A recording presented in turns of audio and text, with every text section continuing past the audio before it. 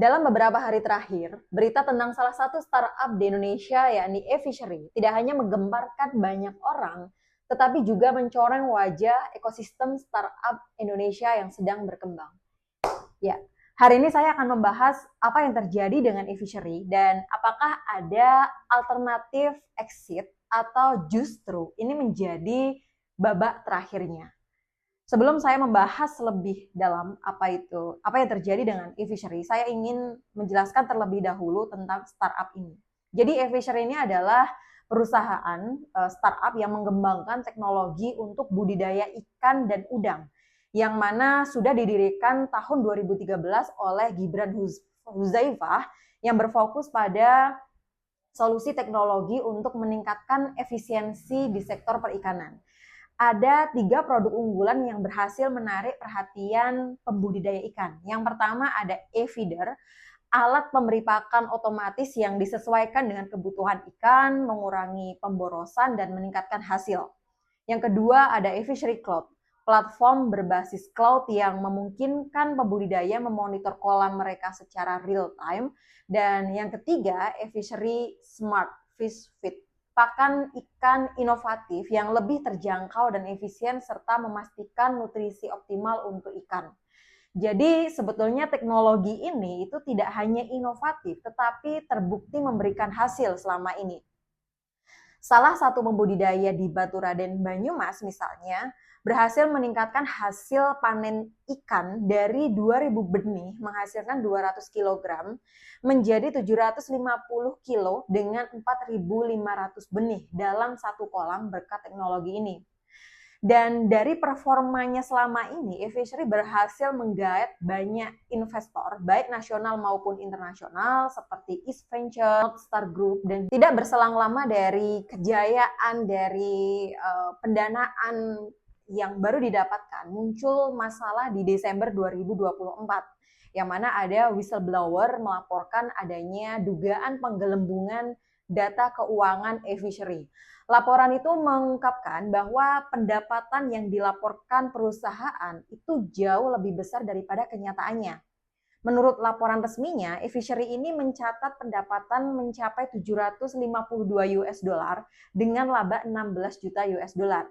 Tapi, hasil penyelidikan internal mengungkapkan angka yang berbeda. Faktanya, eFishery itu mengalami kerugian sebesar 35,4 juta US dollar dengan pendapatan hanya sekitar 157 US dollar. Dan bukan masalah keuangan saja, ternyata data tentang jumlah mitra yang aktif selama ini dibesar-besarkan. eFishery mengklaim punya lebih dari 400.000 mitra, tetapi investigasi menunjukkan hanya sekitar 24.000 mitra yang benar-benar aktif. Patrick Waluyo melihat dari hasil laporan ini menyampaikan bahwa ini merupakan penipuan yang sistematis. Tentu saja bagi saya ini hal yang memalukan, mengecewakan, dan juga sangat tidak berintegritas. Ini bukan soal startup yang gagal, bukan soal founder yang melenyapkan dana investor triliunan rupiah, tapi melenyapkan kepercayaan investor global dan nasional untuk invest di startup Indonesia ke depannya. Yang tentu saja ini dapat menghambat para entrepreneur di tanah air yang ingin mendapatkan peluang pendanaan untuk bertumbuh, untuk growth. Dalam pembahasan ini, saya ingin mengenalkan sebuah konsep exit to community, model pendistribusian kepemilikan di antara anggota komunitas, yang mana memungkinkan para pihak ini untuk berpartisipasi secara modal, tata kelola, dan pengambilan keputusan.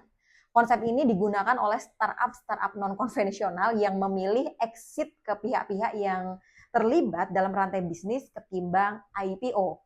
Secara kelembagaan kita mengenalnya dengan operasi. Dengan kondisi eFishery saat ini pada tanggal 23 Januari yang lalu para karyawan melakukan demonstrasi, CEO dan CFO-nya dicopot dari jabatannya, para pembudidaya, supplier, buyer masih menunggu kepastian. Menurut saya model exit to community ini bisa diadopsi di mana para pihak tadi secara swadaya menyelamatkan ekosistem bisnisnya. Sebenarnya model exit to community bukanlah hal yang baru. Beberapa diadopsi ketika perusahaan mengalami sebuah krisis keuangan di ambang kebangkrutan dan karyawan maupun para pihak terkait secara gotong royong men-take over dan mengkonversinya menjadi koperasi. Ada beberapa studi kasus, misalnya di Prancis tahun 2012 ada perusahaan tekstil bernama Ateliers de Confection de Villeurbanne mengubah perusahaan mereka menjadi koperasi setelah mengalami kebangkrutan karena kompetisi global. Begitu juga dengan John Lewis di department store yang terkenal di Inggris, itu juga berhasil bangkit dengan model kemitraan koperasi.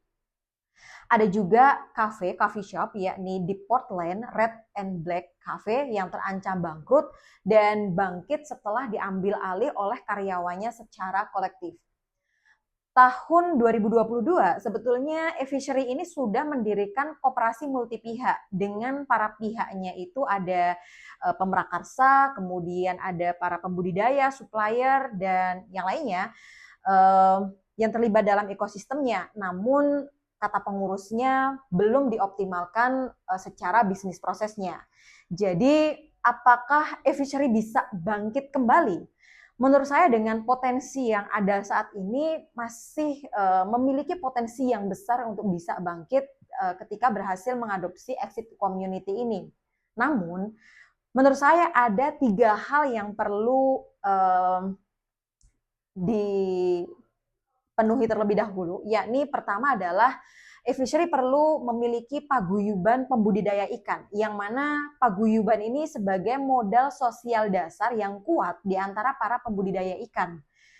Yang kedua adalah menggantikan kepemimpinan. Sosok Gibran Huzaifah yang selama ini menjadi figur utama mungkin perlu digantikan dengan seorang pemimpin baru yang bisa membawa eFishery ini keluar dari krisis. Dan yang ketiga tentu ini yang paling berat adalah mengembalikan kepercayaan publik dengan membuktikan tata kelola yang lebih profesional, dengan roadmap yang lebih jelas, dan bisnis yang terukur.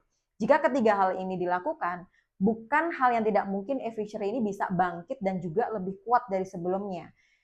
Menurut saya ini bukan babak akhir, tapi justru menjadi kesempatan untuk memulai babak baru. Saya sebetulnya berharap model ini bisa berkelanjutan sebagai solusi para pembudidaya ikan bisa lebih sejahtera.